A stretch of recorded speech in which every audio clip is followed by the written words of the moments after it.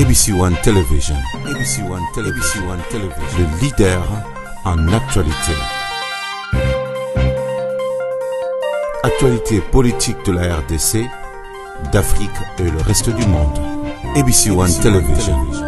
Lecture na yo na arrestation eza nini? Eza règlement de compte, eza l'arrestation politique, eza méritocratie, caméra mérité à la place aux alliés, c'est une humiliation. Na anglais ni yo zu arrestation na ba onyo sozola na siko. Où la justice fait bien son travail, n'enge président lobaki, tout le monde a état de droit en marche. Non, moi je pense que c'est de bonnes guerres. Voilà. Hein, c'est de la politique, eza de bonnes guerres.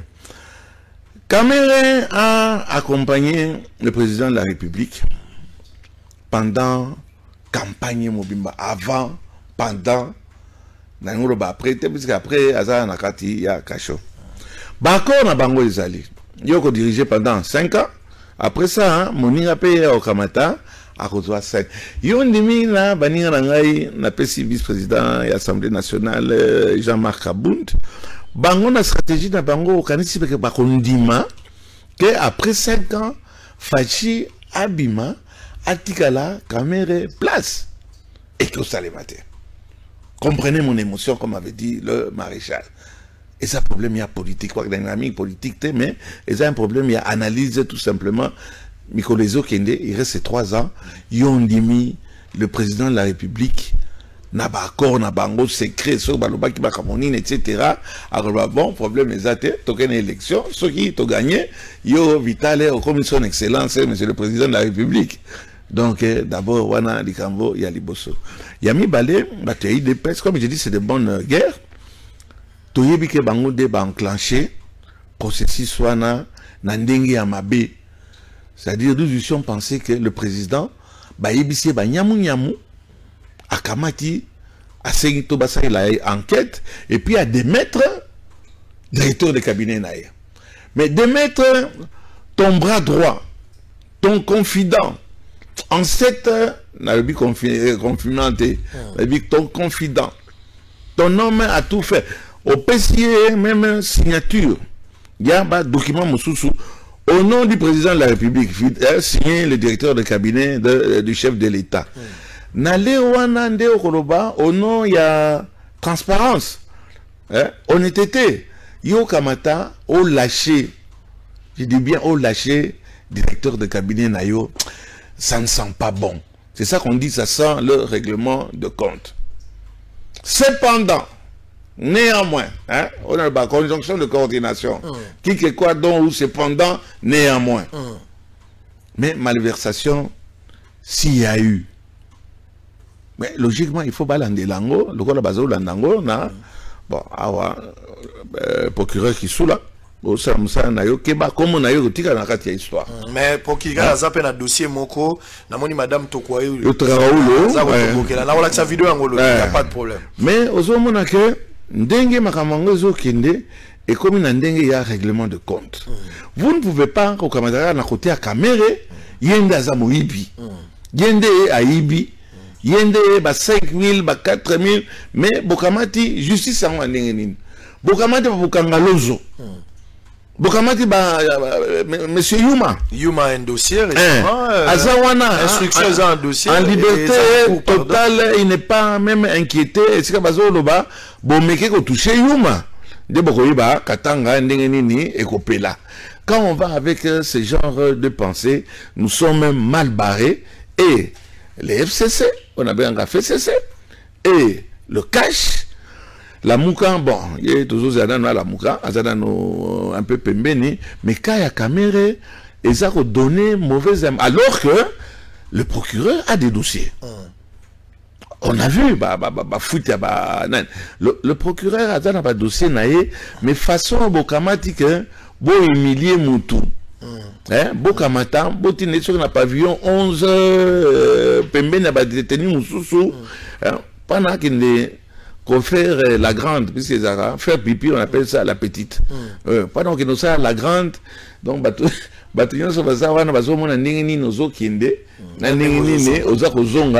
donc la façon dont humilier.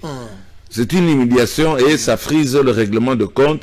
Ce n'est pas pour autant qu'on ne doit pas poursuivre. Ce n'est pas le président qui a arrêté Vital Kamerhe, c'est la justice. Hein? Écoutez, je ne pense pas, ne faisons pas semblant. Ouais. On ne peut pas arrêter un directeur de cabinet sans l'aval ou la couverture du président. C'est le président qui l'a livré. Hein? C'est le président qui l'a livré. Attendez,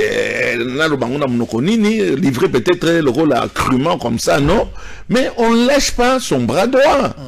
On ne lèche pas son confident. Est-ce que le président devient en insécurité aujourd'hui sur le plan politique? Parce que pour certaines opinions, ils pensent que Ndenge Kamera Kangama, président de la République, a allé exposer na bato FCC, arrestation en ezali, j'ai à bato FCC, na quelques membres il y a eu des pèses, bato va comploter contre Kamere. Totalement. C'est ce que je pense. Totalement, oui.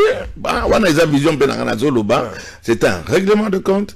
Kamere, c'est un candidat dangereux pour le président de la République de par document, Nairobi. Donc il est tout à fait normal que Moutaningona il faut bakamata balongolaye. Mais au Kamati FCC, au Moutazout Benda Basinga.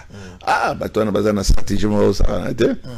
Donc bangunde bazako tirer Basinga wana balongoli c'est ce que yo balongola caméra parce que s'il est condamné, il ne peut plus se présenter automatiquement. C'est ça l'objectif qui est poursuivi par les amis de l'UDPS et si pas aussi du FCC. Mais aux hommes que il y aura, est-ce qu'il y aura un vainqueur? Vaincu dans 3 ans, ça sera chaud entre ces deux parties -là. Alors qu'est-ce que le président de la République en attendant doit faire? Parce que Zoou met la paix, Vital Kamerhe a toujours en cachot, toujours qu'il y a 2 semaines et au déjà mercredi, le président n'a pas encore un nouveau directeur du cabinet jusqu'à présent, où il y a nommé. De l'autre côté, Kamere n'a pas démissionné, même avant.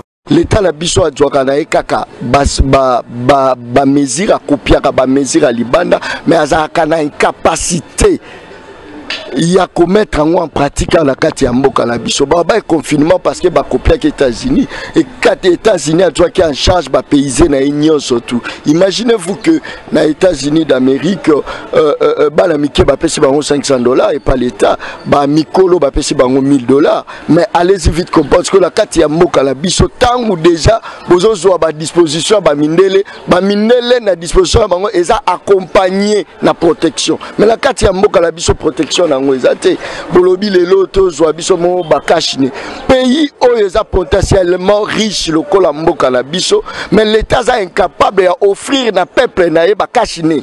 Nazo bisaba ba keso matoko soma na mboka ni to uti na nini na confinement to uti na ngo awa to uti na ba difficulté to bande ko salate na ba obligé biso puis ba kashi nango e mati makasi yeba ke ba détergent oyo bane ko revenir na ba 300 francs et comme lelo ba 2000 3000 francs. Donc certainement na roloba ke non l'État la biso asa mesure te ya reprendre en charge propre population na ba era ba campagne bazala ki prêt pour repesa to ba polo ofele to vivant qui a ba polo ofele to vivant maramebele, mais pourquoi ka ba tchepso ba kashine ofele? L'État est incapable. Bazo ba ke toza pays mo pauvre, toza pays pauvre, oui to ndimi ke toza pauvre, mais qu'est-ce qui fait que toza la pauvre? C'est parce que l'État est mort bazo piller ba individu bazo ko piller l'État pour pas comme ça l'État pauvre. Imaginez-vous hôpital local là, hôpital ya mama yemo, hôpital général ya mama ezangi groupe individu à pamba mida qui copé sa groupe pendant que l'État y est mort à mesure à se fournir par groupe wana. Donc na kati ya mboka na biso ba aventure les moins belé ba aventure be ministère rezo fouté la mais ba individu bazo tonga yoka ba lisole zo bunga ba 300 millions. Mais pour la kaka ba créer biso ba pauvre bazo ba toza pauvre biso moro population tout se prendre en charge pendant que biso peut te ba été épidémie ngo ekoya. Est-ce que l'État na biso a rosa la capacité te ya ko soutenir population na ye population kashine et zo revenir na combien lelo e ba ke port ya kashine même sécurité bien ngo bato belé ba ko profiter na kokanga ba kashine pour ba côté la rabat. Oui bien ngo. Donc à ce que je vous dis c'est grave na minute yo to ya bato bazo kufa la ba crime et les kebele ko les bato ba kufa la corona mesure nini l'État jui le longtemps bozolo ba que non c'est vrai bon se protéger toujours se protéger mais yebango keno coronavirus eza ndis eza salité ekoti na kati ya mutu. L'état a la capacité yako mettre en disponibilité environnement sain pour population à vivre la situation bien qui ne peut pas wapi.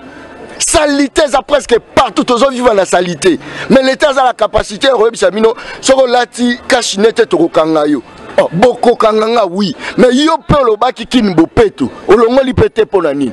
Donc tous vivre na kati ya mboka mo yiki o ngamoko na baka yiki. Donc l'état est incapable de soutenir population dans une situation très difficile. Mais est capable ba individu ba la capacité à détourner mbongo ba contribuable congolais. Maman azoteka bandunda, maman azoteka ba épices, maman azoteka ba mapa. Chaque jour eza ba ticket sur les cas. Chaque jour oya ba policier ezali, ba ticket ticket ya kinbo peto ezali pendant que tous vivre na salité. Mais l'état ba mbongo wana sala nini moment yango ya ko soutenir population na ba mbongo biso to ando futa ya ba taxe okoki ko ya ko pesa biso ba kasine wana ya ofelete.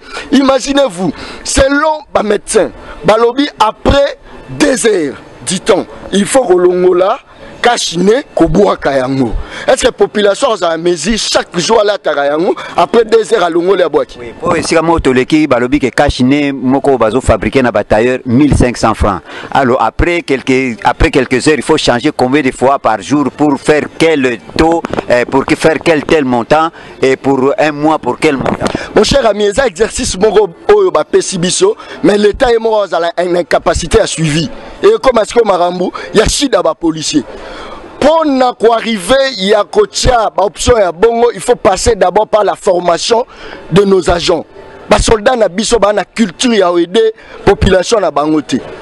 Bazawana pour la protection ya mutuna ba bien naé. Mais bango va protéger rabatu. Pourquoi? Parce que l'état pas protégé été. Tu vois, il y a la ration, il y a la batenia sika, babotina sika, il y a moi solde naé, mais l'état a une capacité totale à soutenir. Mais l'état pèse munduki. Il n'y a pas bimi libanda tracasser les petits peuples. Vous voyez maintenant. Donc certainement na bi que ça chida pour na ba policier na biso, mais na koye bisa bango en tout cas ba okapé pas si na biso. Si na biso za pe pas si ya ba policier wana parce que ceux qui batiki biso ba abandonner biso parce que za lokola l'état bisi bango bona musala bosali pe imana ngo za na tindi bino pas petit peuple bo contrôler na kachine la synthèse na mukuse na mukuse na oloba boye. Je pense que l'épidémie oyo, pandémie oyo, ezali ngala rolo beza punition nzamba pesi batuana ba asiatique na ba européen. Mais lokola ban konzina biso bazana posaka ke ezwa biso na kati ya mboka pendant que bana incapacité même docteur azo tâtonner. Qui si arobi qui se zato ezate. Bo batu bazo bikana nini? Jusque là non. Or il fallait pas faire sa biso précision, ba sa biso bana mboka, bo vanda na bandaku, mais bo utiliser ta moi Congo bololo, bo utiliser ta ba vix confort, bo tiango na ba mai bo tali tout. Pourquoi?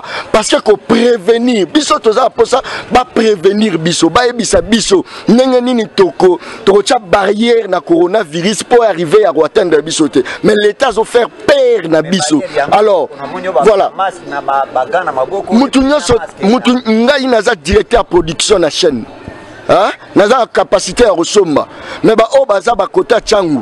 Ba baza ba kota parce qu'il faut que change kango à tout moment. Nani ozana capacité parce que économie 1000 francs.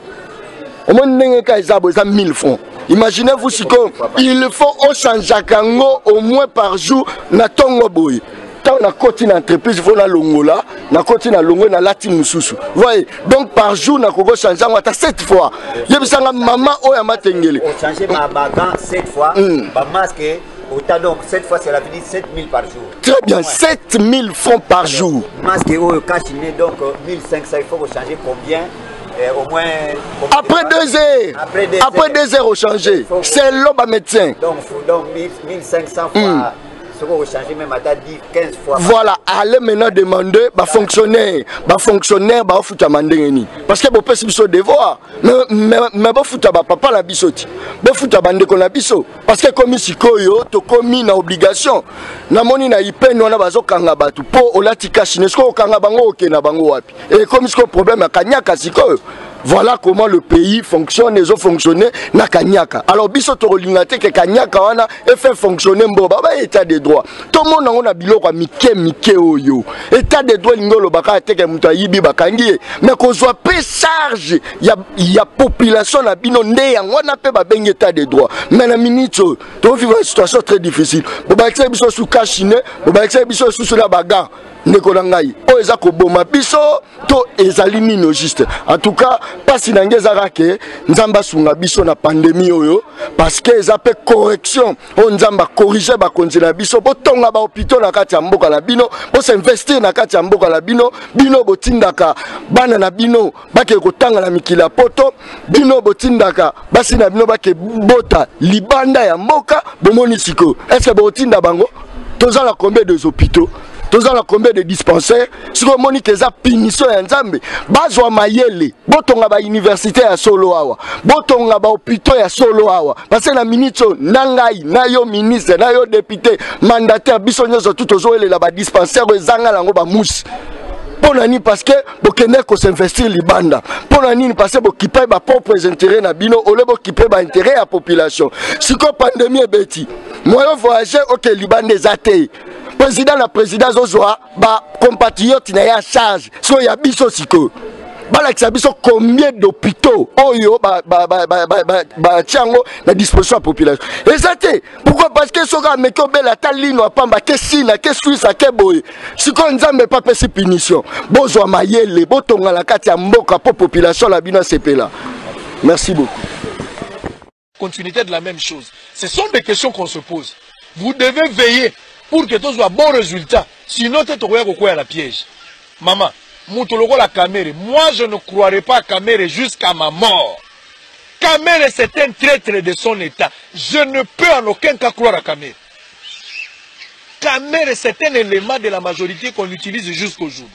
Caméra, n'a expliqué que en 2011, pendant que Lutundula, on a besoin de trouver Félix Lelo. Lutundula, à l'époque, ba modifier l'élection, ba nani mode de sécurité, ba longo liango na deux tours, ba tiango na tour moko. Félix nani Kamere savait que nenge toza bo élection ko na deux tours te ko na tour moko. Donc toza na droit à l'erreur, il faut to sangana comme un seul homme pour to bengana Kabila na pouvoir. Tu t'imagines Kamere à l'époque aboya ko sangana Tshisekedi. Après ça Tshisekedi condition so alingi ba sangana nommé là déjà premier ministre bien avant nano bazu pouvoir te yalo la mutu bozotambola siko olinga la ka déjà so boloko $5,000 au peso combien bon nano bomoni mbongo ngote ndenge nini akoya ko peso ndoto ababa kena okabelo $2,000 so to la bokoli $5,000. C'est comme ça que Félix était en train de demander et nani Kamere était en train d'exiger na père Nabiso et Tshisekedi. Et Tshisekedi sage qu'il était, il a refusé. Kabila a 46% na maponono. Opposition est 54. Ça dit que l'opposition est unie, Kabila n'allait pas diriger ce pays. C'est parce que tu as un ordre de disperser. Tu as dit que Kamere à réduire la chance à Tshisekedi na Est. Les autres sangana bangote. Les autres sangana na Kamere te. Les autres Kamere aya kokota na kabwa front anti-Kabila. Tant que tu as mis la mise en œuvre et accord awao. Balobi tocha sensa. Félix a dit ma premier ministre. Koto na sensa tocha Pierre Lumbi. Batu batele mena kiangona. Eza MRC F bazayi ba telemeli yango Kamere pa telemeli bango mibale bato babundisa ki Pierre Lumbi pour qu'il azwa place ya sensa lelo bakoya pa na biso ko sala nini eza lokolo moni satana ko mote ya bolingo azoli Bible ya sika wapi satana te ya bolingo azoli Bible ya sika wapi bola muka Kamere za virus bola muka Kamere za virus Kamere za mercenaire Kamere za mercenaire Kamere yeko boma biso Kamere nda yeko boma biso boke ba jebo ko eza na sa izo sala Fungola mis sur place vos alliés Kamere nda yena virus wala Kamere yena. Vous devez être prudent. Vous devez être prudent. Kamere soka zangi pouvoir akoma ka opposant. Soka zi pouvoir akoma ka sauver. Kamere kendaki na Kanchach pour na sauver Congo to suki wapi. Kamere kendaki na 5 pas sauver Congo to suki wapi. Kamere za mutu ba intérêt. Soka dit que intérêt na eza rassurer ako changer discours. Lelo to suki wapi. To boya ki Kamere. Kamere alobaki Kabila kotambola likola bibembe na biso. Kamere alobaki soki Kabila sali élection te. Soki calendrier électoral bimité bakotambola likola bibembe na biso Kamere achangaki langage Kamele wa ye na ngambo na biso bokeba bozo bokola nkosi diaspora bola muka ba pekolo bala muka tokomi na danger du fait que Kamere aye babazaïba wana tokondima bango te tous ils sont dans le même sac bazouaka jeu à majorité les bazaïba ils jouent le jeu de la majorité ba yebi eloko baza ko sala donc nazo s'inscrire en faux Batako bundala bango za ba Frank Diongo baza na prison. Batako bundala bango za ba Muyambo baza na kati ya prison. Bango wana nde bayebi makambo wana toza koloba sikao. Muyambo alobaki jour caméra ko yana rassemblement nga na Longwe. Pourquoi Félix azobosa na mémoire? Ba combattant ebele batikala bilongi ya kokatana. Ba congolais belé lelo ba combattant ebele soko tali bilongi na bango ba misusu batikala ba infirme lokola ba kuluna ba misusu ba CV boy ebeba ba kota ba kaso plus de 8 fois 10 fois non pas que ba yibaka biloko mais bakanga bango pona lite ya démocratie lelo sangana na batu naza contre même ba jeko ko ndenge ba koti na IDPS. Je suis contre cela. Je suis contre cela. Bazo koti la bino ba infiltrer sange bo fungola miso. Parti o ya UDPS c'est ça parti à Félix, c'était ça parti à peuple. La force de l'UDPS c'est d'abord le peuple, ce n'est pas le dirigeant. C'est d'abord le peuple. On n'a rien à voir avec nos dirigeants, mais c'est d'abord le peuple, c'est ça qui nous importe. Donc, front anti-Kabila, Bogo Bundala Kabila na kati ya Kanaye. Bolobi Bozo Mounsa Kabila, mais Mouto a premier nom déjà Kabila. L'adversaire a compris. Lorsque vous êtes fort, il ne peut pas vous attaquer, il doit vous contourner. Il nous a contourné. Envoyer caméra dans notre temps, c'est de nous contourner. Le peuple va faire la mission. Merci.